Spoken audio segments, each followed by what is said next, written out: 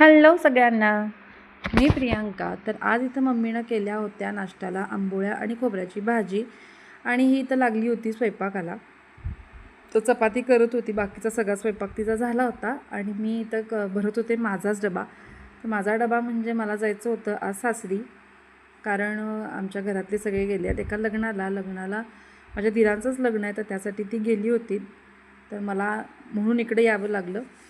जसं मी सांगितलं तसं सासर माहेर माझं एकाच शहरात आहे, त्यामुळे ये जाही होत असते. आणि मग मम्मी म्हणाली घरात जाऊन स्वयंपाक कधी करणार, कारण बाकी सगळं पण आवरायचं असतं. म्हणून ती म्हणाली भाजी चपाती आमटी घेऊन जा. भात म्हटलं मी घरी जाऊन लावते. तर घरी आल्यानंतर अभिज्ञाही आमच्यासोबत आली होती आणि ही आल्यानंतर टी व्ही बघत बसली होती मुलं. तर आल्यानंतर मी सगळं लोटून काढलं. तर जास्त काही काम नव्हतं, सगळं मम्मी काकी आवरून गेल्या होत्या आणि फक्त भात तेवढा लावायचा होता, कारण बाकीचा सगळा डबा मम्मीने दिलेला होता. गरम भात तेवढा लावला, भाज्या सगळ्या भांड्यात काढून घेतल्या आणि तोवर ही मुलं बाहेर खेळत होती झाडाच्या सावलीला.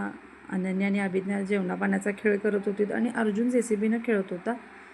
आणि तेवढा धुणंही वाळलं होतं, कारण ऊनच इतकं भरपूर आहे की तासाभरात वॉशिंग मशीनचे कपडे तरी तासाभरात वाळतातच.